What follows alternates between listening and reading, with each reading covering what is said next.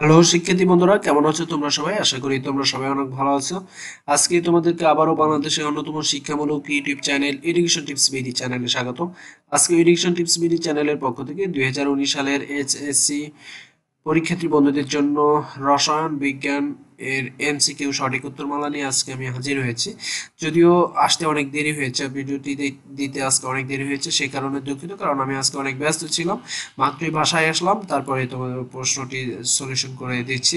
আশা করি তোমরা ভিডিওটি সম্পূর্ণ দেখবে এবং বেশি বেশি করে শেয়ার করবে। এবং ভিডিওটি দিতে দেরি হওয়ার জন্য দুঃখিত, কারণ আমি আজকে বাসায় ছিলাম না, সেই কারণে একটু দেরি হয়েছে। তো শিক্ষার্থী বন্ধুরা, রসায়ন ঢাকা বোর্ড 2019 সালের ক সেট, অর্থাৎ আমি সবগুলো প্রশ্ন বলবো, সাথে উত্তর বলবো, যেন তোমরা তোমাদের যে সেটই হোক না কেন, ক খ গ, সব সেটের সবগুলো প্রশ্ন একই, হয়তো সিরিয়াল এলোমেলো আছে, সেই কারণে আমি প্রশ্ন সহ বলছি, যেন তোমরা মিলিয়ে নিতে পারো সবগুলো প্রশ্ন অ্যান্সার। তো শিক্ষার্থী বন্ধুরা, তাহলে দেখে নেওয়া যাক আজকের উত্তরমালা।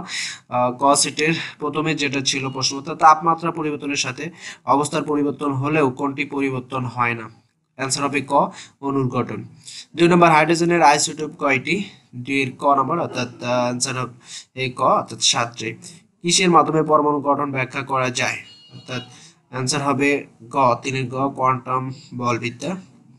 এরপরে 4 নম্বর প্রশ্ন যেটা দেওয়া আছে, zinc oxide plus carbon dioxide যে একটা সমীকরণ, রাসায়নিক বিক্রিয়াটি দেওয়া আছে, সেটা 4-এর অ্যান্সার হবে খ, অর্থাৎ জিঙ্ক, জেড এন হবে অ্যান্সার 4-এর। এরপরে 5 নম্বর প্রশ্ন যেটা দেওয়া আছে, 5 নম্বর প্রশ্নে একটা 27, 13 এবং অ্যালুমিনিয়ামের যে দেওয়া আছে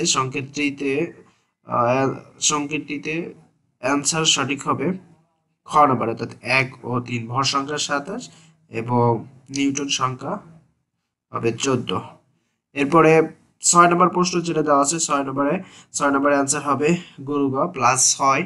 এবং 7 নম্বর প্রশ্ন যেটা দেওয়া আছে, 7 নম্বর প্রশ্নে বলা হয়েছে লিথিয়াম ব্যাটারিতে কোনটি ব্যবহৃত হয়? 7-এর ঘ নম্বর, অর্থাৎ ঘ নম্বর অ্যান্সার হবে LiCO O2, এটা হবে অ্যান্সার। এরপরে 8 নম্বর প্রশ্ন যেটা ছিল, কোনটি ব্লিচিং পাউডারের সংকেত? অর্থাৎ গ নম্বর, 8-এর গ, অর্থাৎ CaOCl ব্র্যাকেটের ভিতরে, তারপরে Cl, অর্থাৎ গ নম্বর।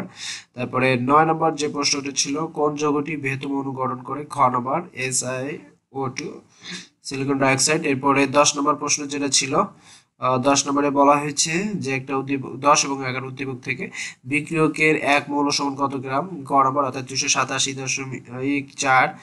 এরপরে 11 নম্বর প্রশ্ন যেটা বলা হয়েছে, নিচে কোনটি সঠিক? 11 গ, 2 এবং 3 হবে অ্যান্সার। এরপরে 12 নম্বর যে প্রশ্ন ছিল, 22 ক্যারেট স্বর্ণ শতকরা কত ভাগ স্বর্ণ থাকে? 12 নম্বরে অ্যান্সার হবে খ, অর্থাৎ 91.67%। এরপরে 13 নম্বর, একটি প্রোটনের প্রকৃত ভর কত? 13 গ নম্বর, 1.675 ইন্টু 10⁻⁻24 গ্রাম। এরপরে 13 নম্বর প্রশ্নটা 13 নম্বরে ছিল গ। 14 নম্বরে বলা হয়েছে কোন যৌগটি পোলারিটি বিদ্যমান রয়েছে? ক নম্বর, অর্থাৎ HA। 15 নম্বরটা বলা হয়েছে 15 নম্বর যে প্রশ্নটা ছিল, পানির সাথে বিক্রিয়া উৎপন্ন করে, তাহলে অ্যান্সার হবে খ নম্বর। 15-র পরে 16 নম্বর, সোডিয়াম বেনজয়েটের গ্রহণযোগ্য মাত্রা কত?